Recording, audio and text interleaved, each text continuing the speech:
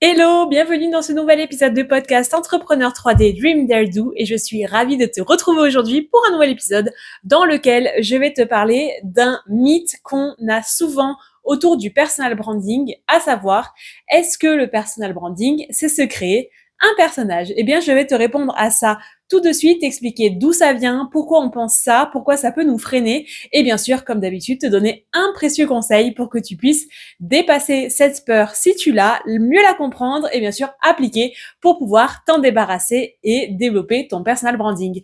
En tout cas, trop contente de te retrouver cette semaine pour cet épisode qui va t'aider, j'en suis sûre, parce que c'est vraiment un sujet qui revient très souvent de se dire que travailler un personal branding, ça veut dire que on n'est pas soi-même sur les réseaux, chercher cette authenticité, etc.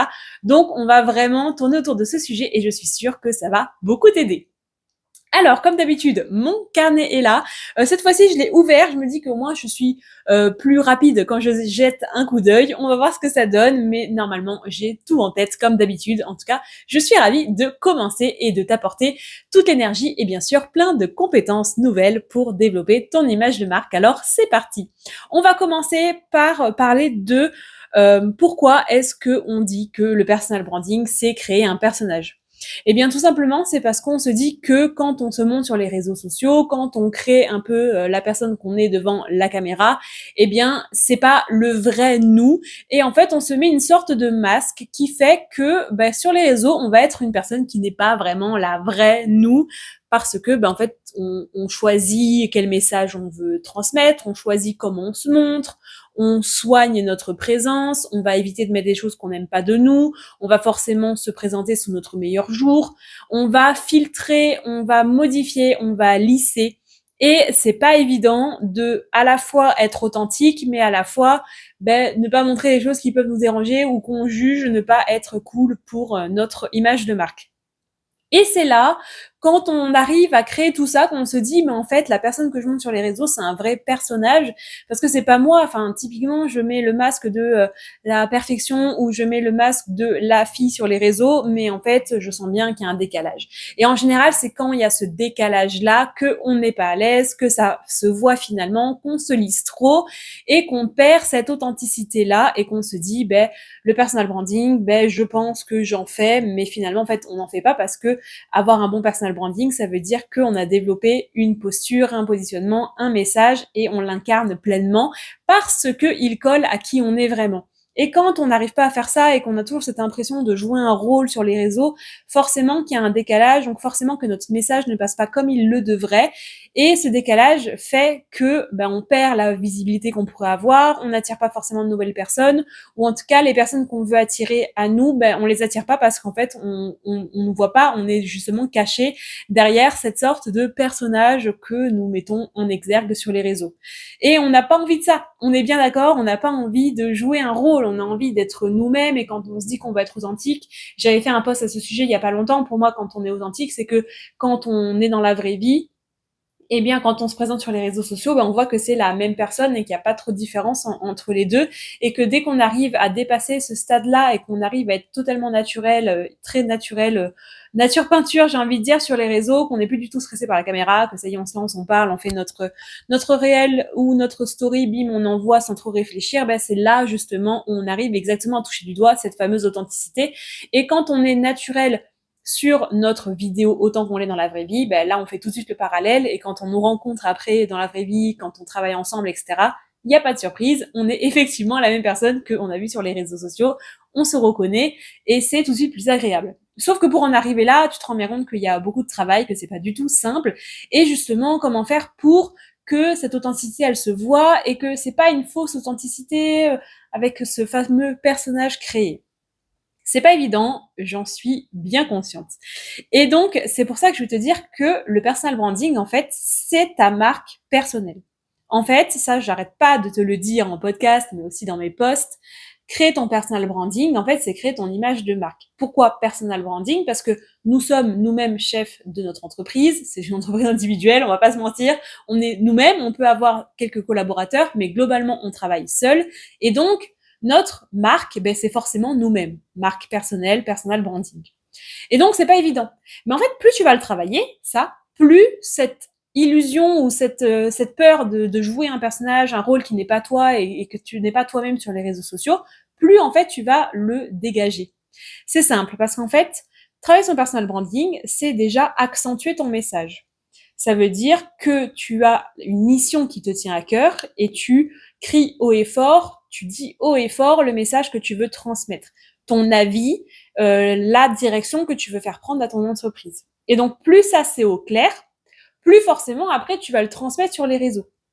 Mais ce message-là que tu transmets, cette mission-là que tu incarnes, etc., ce n'est pas un personnage, c'est la vraie toi. Mais créer ta marque personnelle, en fait, ça fait en sorte que ce vrai toi, tu le fais en sorte qu'il se voit. Parce qu'en fait, finalement, si on a des choses à faire passer, qu'on a envie d'avoir une posture, un positionnement, qu'on veut faire transmettre notre message, qu'on a une certaine façon de faire notre métier, et on sait que c'est une façon qui peut attirer des personnes qui nous ressemblent ou qui ont un parcours similaire, etc., et qu'on sait typiquement exactement notre cible, la personne qu'on veut aider, eh bien, si on n'a pas traduit tout ça en image de marque, eh bien, forcément, ça tombe à l'eau. Donc, en fait, c'est vraiment... c'est un peu une industrie, c'est-à-dire que on a envie que plus on travaille notre image de marque, plus en fait ça nous permet de mettre en exergue notre message et d'être vu, etc. Mais c'est quand même pas jouer un personnage, parce que effectivement, on veut mettre en avant quelque chose, mais c'est pas parce qu'on met en avant ce quelque chose que cette dernière chose est fake et fausse. Non, elle est réelle. C'est juste que forcément, on a envie d'être vu, on a envie que notre message ait une portée et on n'a pas le choix de traduire ça. Et en fait, plus ton image de marque, elle est travaillée dans les moindres détails, mais quand à chaque fois, une fois que je te dis ça, c'est pas oui, je l'ai en tête, non, c'est concrètement, j'ai mon document image de marque et j'ai écrit clairement comment c'est, quel est mon ton, etc. Et donc plus on a fait ça, et moins justement on a l'impression de jouer un personnage. Parce qu'en fait, on se rend compte, en faisant ce travail-là, que la personne qu'on montre sur les réseaux sociaux, c'est nous, parce que ça part de vraiment ce qu'on veut et qui on est. Et donc, ça découle logiquement de la suite. Et en fait, c'est pas parce que on est comme ça sur les réseaux sociaux qu'on joue un personnage, parce qu'en fait, c'est nous dans la vraie vie. Et en général, imagine si vraiment tu n'es pas la même personne que tu montres sur les réseaux sociaux, je peux te dire que ça se voit très vite. Malheureusement, comme de tout, de toute façon, il y a des dérives, et malheureusement, il y a des personnes qui se présentent de telle manière, qui ont un tel message, qui ont un branding très fort, et une fois qu'on bosse avec elles, on se rend compte qu'elles sont pas du tout comme ça. Mais là, c'est dommage, on se dit, bah oui, effectivement, ces personnes-là, elles jouent un personnage. Mais on est bien d'accord que si t'es là à écouter cet épisode, c'est que justement, tu n'as pas envie de ça, et que tu veux faire en sorte que ça n'arrive pas, ou en tout cas que t'aies pas l'impression de faire ça, et c'est évidemment tout à ton honneur, mais c'est aussi totalement logique de le vouloir. Donc, tu l'as bien compris, on a l'impression de jouer un personnage parce qu'on se dit que tout est calculé, tout ce que je mets sur les réseaux, c'est forcément une manière de faire, je lisse, je rabote, je change, etc. Je ne vais pas montrer certaines choses, etc. Mais ça veut pas dire que tu es un personnage. Non. Ça veut dire que t'as pas le choix et c'est normal, et encore une fois, plus tu le travailles et plus ça se traduit logiquement et plus en fait c'est cohérent. Et quand tu vois cette cohérence, tu sais exactement que tu ne joues pas, que tu es vraiment toi. Et donc, d'avoir fait cette réflexion, d'avoir écrit cet épisode, ça m'a refait penser à mes folles années de jeunesse. Alors, tu n'es pas sans savoir que j'ai fait un parcours littéraire. Donc, concrètement, quand j'étais en terminale L, je faisais 8 heures de philo par semaine. Je faisais de la littérature tout le temps. Ça a continué dans mon parcours. Donc, bref, j'en ai bouffé. Mais tout de suite, quand j'ai pensé à ce personnage, ça m'a fait penser à mes cours d'avant. Donc, j'ai fouillé un petit peu dans mes cours. Alors, encore une fois, petite parenthèse, mais de tous les cours que j'ai, je ne sais pas pourquoi, mais le seul classeur que j'ai gardé, c'est mon classeur de philo. Parce que, je sais pas, c'était une super année, j'ai adoré tous ces cours de philo. Alors tout le monde, je sais que peut-être toi c'est ton cas, mais tout le monde avait en horreur la philo. Alors moi, je trouvais ça génial, je buvais les paroles de ma prof, j'adorais tout ça. Et donc, j'ai gardé effectivement ce classeur. Et j'ai fouillé un petit peu, je me suis dit, mais je sais que cette histoire de personnage, ça me parle, que en fait, dans la vraie vie, on a notre nous profond, mais il y a une certaine façon dont on se présente en public, une certaine façon dont on se présente dans la vie de tous les jours et dans la façon dont on est avec nos proches. Et effectivement. Mais quand tu fais ça, est-ce que tu te dis, oh là là, je joue un personnage quand je suis en public? Non, en fait, c'est les mêmes facettes de nous. C'est exactement normal que tu ne vas pas dans la rue pour pleurer toutes les larmes de ton corps ou crier sur ton conjoint parce qu'il t'a énervé ou je ne sais ou que sais-je ou voilà. Non, forcément parce que t'es en public donc c'est une autre tenue. Mais est-ce qu'on va te dire ah oui, enfin là tu es fake parce que c'est pas toi. Si, c'est toi, c'est la toi de tous les jours quand t'es dans la rue et après il y a la toi affalée sur ton canapé quand t'es en public réduit ou toute seule ou avec ta famille. Mais c'est totalement normal. Et en fait, c'est ce que je me suis dit, c'est normal, mais dans le business, on a cette impression que sur les réseaux, on joue un rôle. Alors que finalement, c'est en fait normal et il n'y a rien de grave à tout ça. Et donc j'ai fait mes recherches et j'avais pensé à Freud dans ma tête. Je me disais, je crois qu'il y a Freud et donc effectivement, il y a tout ce qui est en termes du conscient, subconscient, etc. chez lui. Mais on est plus dans de la psychologie un peu perso. Et j'ai trouvé du coup un sociologue. Alors je vais te redire son nom parce que j'ai pas envie de te dire des bêtises. Voilà, on va respecter les recherches de ce monsieur. Donc du coup j'ai trouvé un petit texte d'un sociologue qui s'appelle Erving Goffman. Et en fait lui il parle des masques qu'on a dans la vraie vie, mais en termes du coup de sociologie en études sociales. Et donc il dit que en gros on a notre masque pour la scène, donc c'est-à-dire quand on est dans la vie de tous les jours, qu'on est avec des amis, qu'on est en sortie, qu'on fait une activité, et on a les backstage ou les coulisses, c'est-à-dire notre nous quand on est chez nous ou avec des personnes qui sont très très proches. Et donc en fait il explique que on met un certain masque quand on est en société. Comme on va pas mettre le même masque, par exemple, si on est dans une soirée mondaine ou on va au petit resto du coin ou au McDo ou au cinéma. Et en fait, on a ces facettes-là, forcément, suivant la situation, suivant le contexte social, qui va changer. Est-ce que pour autant, et là je te pose la question, est-ce que pour autant, tu joues un rôle quand tu sors? Non, pas tellement. Alors forcément que tu adaptes ton comportement à la situation. C'est pareil quand tu es dans les backstage, quand tu es chez toi, que tu t'affales, encore une fois sur ton canapé, je dis ça parce que je crois que je suis sur mon canapé, du coup c'est ça qui m'influence, mais quand tu t'affales sur ton canapé, que tu es dans une tenue miséreuse, eh bien, ou alors on va dire dans une tenue hyper confortable, voilà, on va vraiment dire les termes. Donc quand tu es dans ta super tenue hyper confort, pilou pilou avec ton doudou, sous ton plaid, eh bien forcément que tu ne vas pas sortir dehors comme ça. Voilà. Et encore que je serais capable de descendre vite fait aux poubelles comme ça. Fin de la parenthèse. Mais pour tout ça, pour te dire que j'ai cette facette de moi quand je suis chez moi, et tu dois l'avoir aussi, comme tu as la facette quand tu vas au cinéma, versus quand tu vas manger dans un 5 étoiles, versus tu vas manger au McDo, forcément. Mais est-ce que pour autant, tu vas me dire que tu joues un rôle? Non, en fait, c'est la toi qui s'adapte socialement à son environnement. Et c'est pareil pour le personal branding. Tu as ton entreprise, tu as forcément ton activité professionnelle, tu as donc un branding à avoir parce que tu veux attirer les bonnes personnes, parce que tu veux avoir ta cliente cible, parce que tu as un message à faire passer qui est inhérent à toi, qui te regarde toi, et donc forcément tu fais ton métier d'une façon un petit peu différente du voisin. Et donc ça, il faut que ça se montre, il faut que ça se vende, que ça se markete, et c'est totalement normal. Et donc en créant tout ton personal branding, ton image de marque, évidemment que tu vas choisir un ton, évidemment que tu vas choisir ton message, évidemment que tu vas choisir tes tenues, que tu vas forcément faire attention dans tes stories, que tu vas pas mettre tout et n'importe quoi, que tu vas vouloir te présenter d'une certaine façon. Mais est-ce que ça fait de toi un personnage? Non. Ça fait de toi quelqu'un qui a pris ce qu'elle voulait faire et qui le montre aux autres sur les réseaux sociaux. Donc tu mets ton masque réseaux sociaux, mais c'est pas du tout un personnage. Encore une fois, si tu me rencontres demain dans la rue et que tu viens me parler, ou qu'on se rencontre dans un événement entrepreneurial ou qu'on fait un shooting ensemble, tu ne verras pas de différence. Mais c'est normal, puisque mon image de marque, je l'ai puisée dans qui je suis vraiment. Et c'est ça qui fait toute la différence. En fait, tu vas te montrer et tu vas créer tout ça en fonction de qui tu es vraiment. Donc en fait, il n'y a aucune raison que ce soit un personnage. Ce sera vraiment toi.